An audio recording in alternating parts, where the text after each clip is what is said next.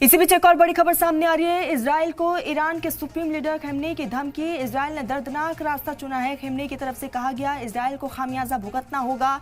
आपको बता दें कि अब ईरान की तरफ से गिदड़ भपकी साफ तौर पर दी जा रही है और ईरान अब पीछे हटने वालों में से नहीं है। ईरान ने साफ तौर पर दो टूक कहते हुए कहा कि अब इजराइल को इसका अंजाम देखना होगा। आपको बता दें कि खमेनी की धमकी सामने आई है। इजराइल ने दर्दनाक रास्ता चुना है, खमेनी की तरफ से कहा है, और इजराइल को अब खामियाजा भी भुगतना होगा। और आपको बता दें कि इस पूरे मामले को लेकर अमेरिका ने अपना रुख स्पष्ट करते हुए कहा है कि इस हमले में हमारा कोई भी हाथ नहीं है। हालांकि ईरान की तरफ से अमेरिका को भी साफ तौर पर चेतावनी दी गई है। तो इजराइल ईरान युद्ध के बीच इस वक्त जो हालात वहां पर बने हुए हैं, इसको ध्यान में रखते हुए वहां की सरकार ने इमरजेंसी को लागू कर दिया है। इजराइल को खामियाजा भुगतना होगा ईरान की तरफ से, ये बड़ी चेतावनी दी गई है। आपको बता दें कि लगातार हालात बद से बदतर, और ऐसे में आने वाले समय में ये कशीदगी अपने उरूज पर और हो सकती है, क्योंकि दोनों मुल्कों के बीच लगातार ये कशीदगी लंबे वक्त से है।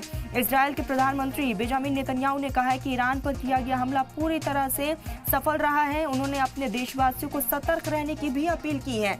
और दूसरी तरफ अब ईरान की तरफ से अपनी तैयारी देखी जा रही है। सबसे बड़ी बात यह है, देखना यह होगा कि ईरान की तरफ से अब क्या कुछ ठोस कदम उठाए जाते हैं।